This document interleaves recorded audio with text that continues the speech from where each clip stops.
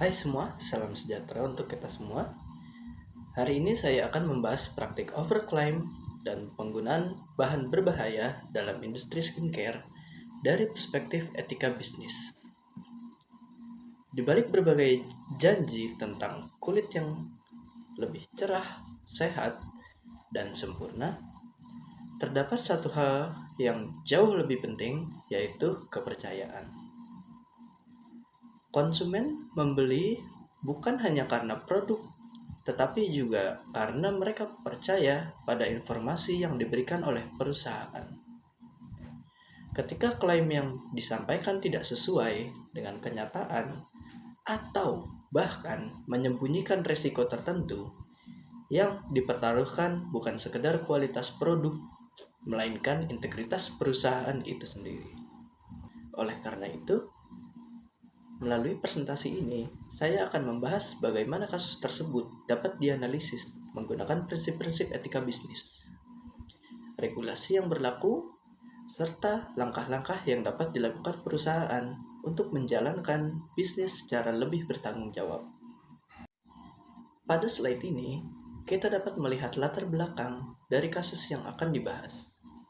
Pertumbuhan industri skincare yang sangat pesat telah menciptakan persaingan yang semakin ketat antar perusahaan.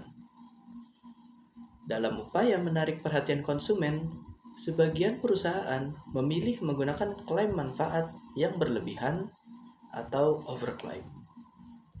Bahkan terdapat kasus penggunaan bahan yang berpotensi membahayakan kesehatan. Kondisi ini menimbulkan persoalan yang tidak hanya berkaitan dengan kualitas produk, tetapi juga menyangkut kejujuran, transparansi, dan tanggung jawab perusahaan terhadap konsumen.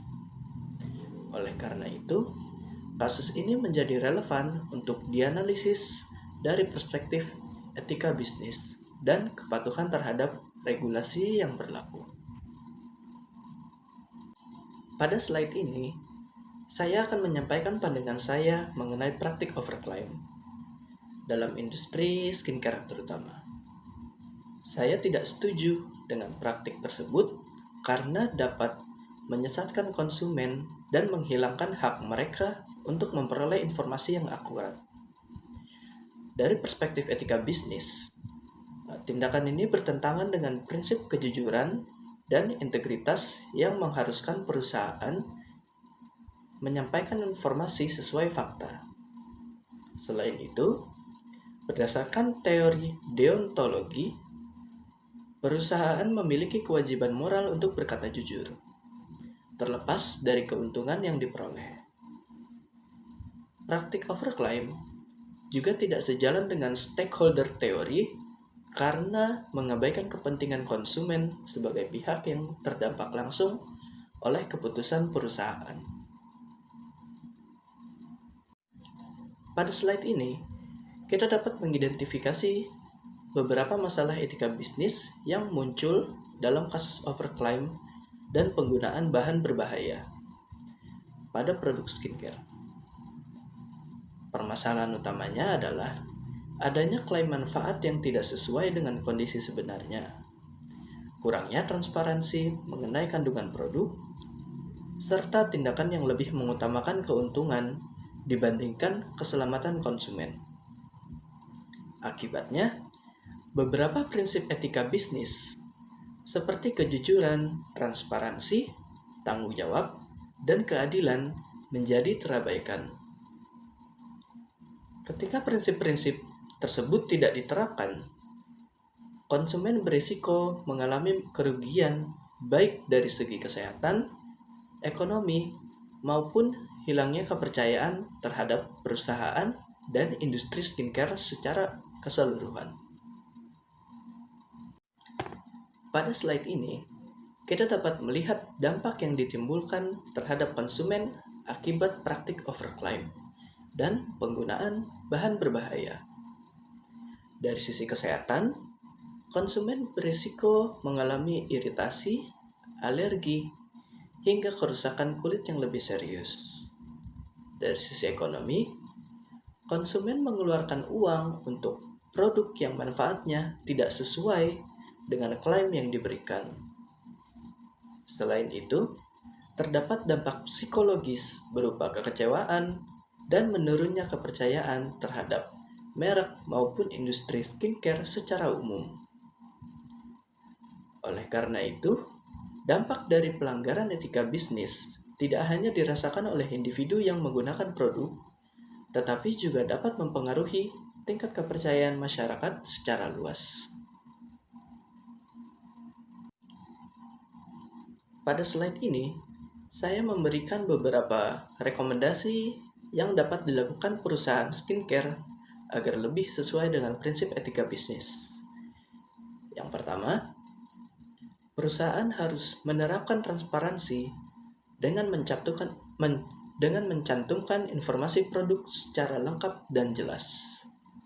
Yang kedua, setiap klaim manfaat produk harus didasarkan pada bukti ilmiah dan hasil pengujian yang dapat dipertanggungjawabkan, sehingga terhindar dari praktik overclaim.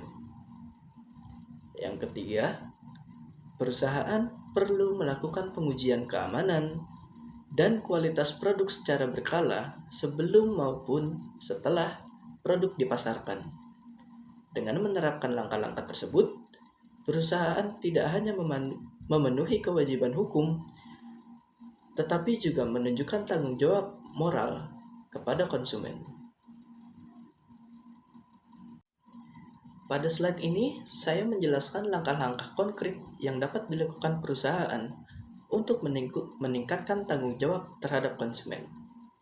Sebelum produk dipasarkan, perusahaan harus memastikan bahwa seluruh bahan yang digunakan aman, legal, dan telah melalui pengujian yang memadai. Setelah produk beredar di pasar, perusahaan perlu menyediakan layanan pengaduan konsumen, melakukan evaluasi keamanan secara berkala, serta segera mengambil tindakan apabila ditemukan risiko atau keluhan yang signifikan. Melalui langkah-langkah tersebut, perusahaan dapat menunjukkan komitmen yang nyata terhadap keselamatan konsumen sekaligus membangun kepercayaan jangka panjang terhadap merek yang mereka miliki. Pada slide ini, saya akan menjelaskan regulasi yang mengatur keamanan produk kosmetik dan skincare di Indonesia. Beberapa regulasi yang relevan antara lain Undang-Undang Nomor 8 Tahun 1999 tentang Perlindungan Konsumen, Undang-Undang Nomor 17 Tahun 2023 tentang Kesehatan, serta berbagai peraturan yang diterbitkan oleh BPOM terkait izin edar, keamanan bahan, dan standar produksi kosmetik. Regulasi tersebut bertujuan untuk melindungi konsumen dari produk yang tidak aman dan memberikan informasi yang menyesatkan. Oleh karena itu, setiap perusahaan skincare memiliki kewajiban untuk memastikan bahwa produk yang dipasarkan telah memenuhi standar keamanan, mutu, dan manfaat yang ditetapkan oleh pemerintah. Pada slide ini, saya menjelaskan bagaimana perusahaan dapat memastikan kepatuhan terhadap regulasi yang berlaku. Langkah yang dapat dilakukan antara lain mendaftarkan produk dan memperoleh izin edar dari BPOM sebelum dipasarkan, menggunakan bahan baku yang sesuai dengan ketentuan, menerapkan standar cara pembuatan kosmetika yang baik atau CPKB, serta melakukan pengujian keamanan dan efektivitas produk secara berkala. Selain itu, perusahaan juga harus memastikan bahwa seluruh materi promosi dan iklan sesuai dengan fakta dan tidak mengandung klaim yang menyesatkan. Dengan menerapkan langkah-langkah tersebut, perusahaan dapat meminimalkan risiko pelanggaran hukum sekaligus meningkatkan kepercayaan konsumen terhadap produknya. Sebagai penutup, apabila perusahaan skincare benar-benar menerapkan etika bisnis dan mematuhi regulasi yang berlaku, maka berbagai dampak positif dapat tercipta. Konsumen akan memperoleh produk yang lebih aman, informasi lebih transparan, dan perlindungan yang lebih baik terhadap risiko kesehatan. Bagi perusahaan, penerapan etika bisnis dapat meningkatkan reputasi, memperkuat loyalitas pelanggan, serta menciptakan keunggulan kompetitif yang berkelanjutan. Sementara itu, bagi masyarakat secara luas, hal ini akan mendorong terciptanya industri skincare yang lebih sehat, bertanggung jawab, dan dipercaya. Dengan demikian, etika bisnis dan kepatuhan terhadap regulasi bukan hanya kewajiban, tetapi juga investasi jangka panjang bagi keberlangsungan perusahaan dan kesejahteraan masyarakat. Sekian untuk presentasi dari saya. Terima kasih.